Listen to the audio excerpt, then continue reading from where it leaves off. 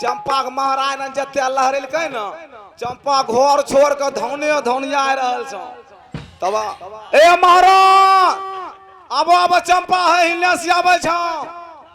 अरे किधर से आ रही है चंपा? चंपा एक पेड़िए धरी लगा हे! चंपा वैसे नहीं, जाओ उसकी चोटी पकड़ करके सिंह दरबार में लाओ। सही वना वना जल से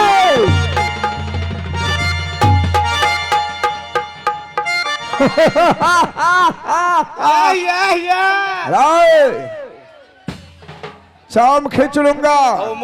चल पीछे चल।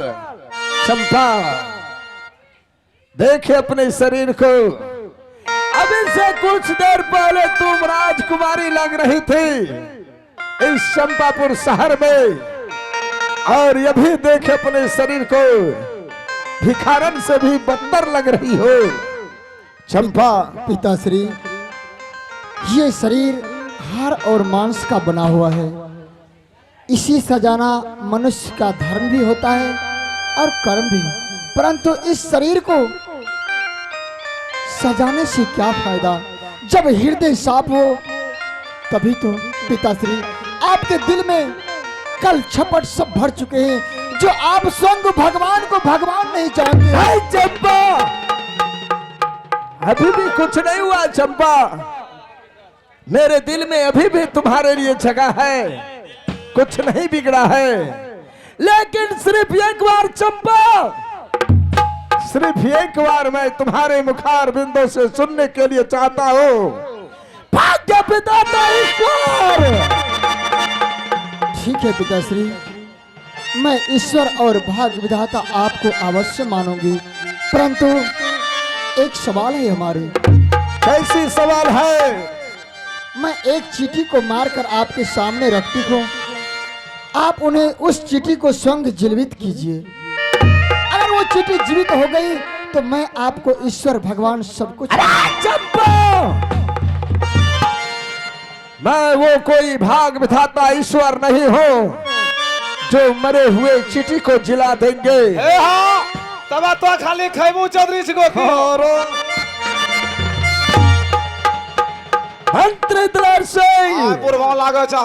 मैं वो भाग विधाता हूँ, मैं से प्रजागण को सजाता हूँ और भूखे को अन्न, नंगे को वस्त्र देता हूँ। जी महाराज।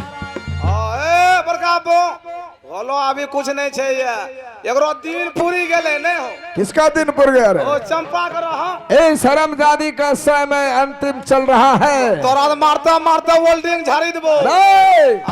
किसको रे?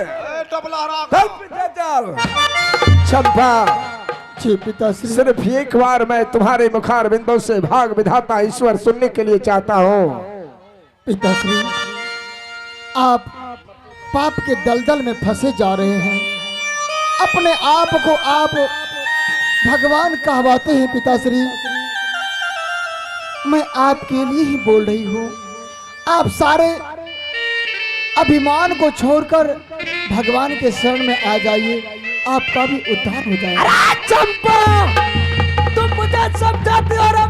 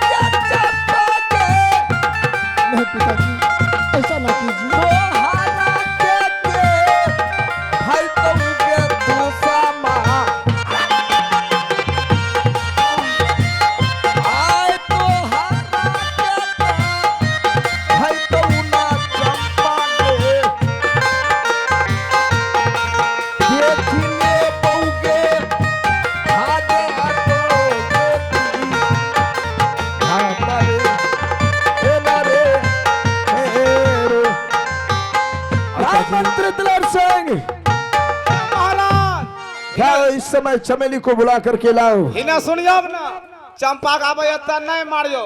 क्या? जहाँ चंपा बाबू नहीं माने छे, हाँ आप नहीं एकदम माने जाइयो। हरम जोदो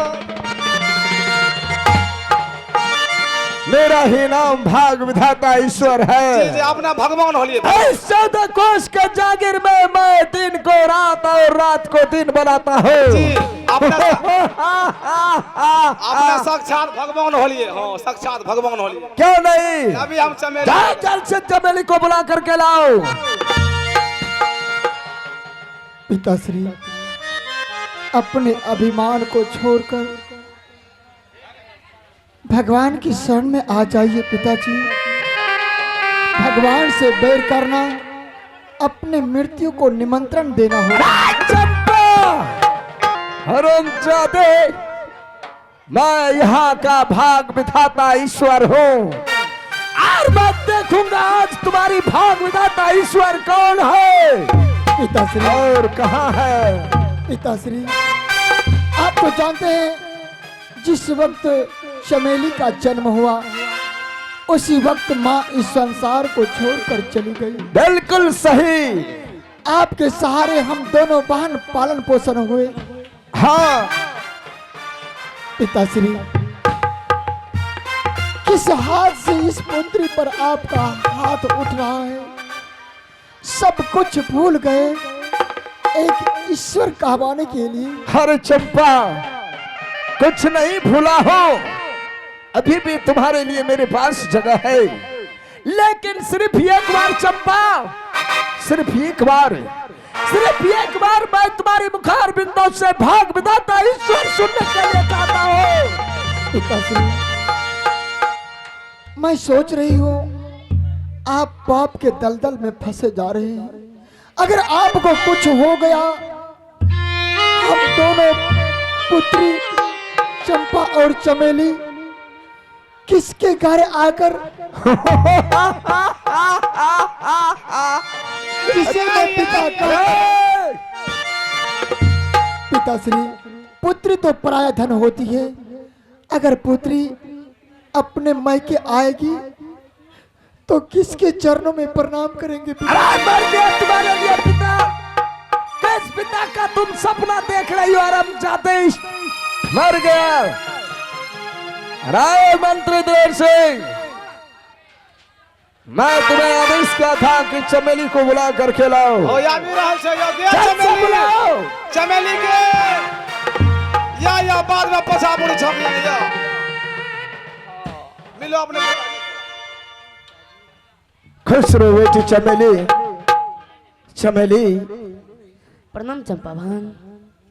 इस समय जो सिंह दरबार में तुम्हें बुलाया हो, यहाँ के तमाम प्रजागण मुझे भाग विधाता ईश्वर मानते हैं, लेकिन चंपा मानने से इनकार है। चमेली, समझाओ चंपा को, अपनी बहन को। अगर कहीं तुम्हारी बात मान लिया तो इस चंपापुर शहर में रहने के लिए उसे जगह मिलेगा। अगर उसने कहीं इनकार चली गई, उसे जिंदा जमीन में दफना दूंगा। समझाओ, और मैं आ रहा हूं।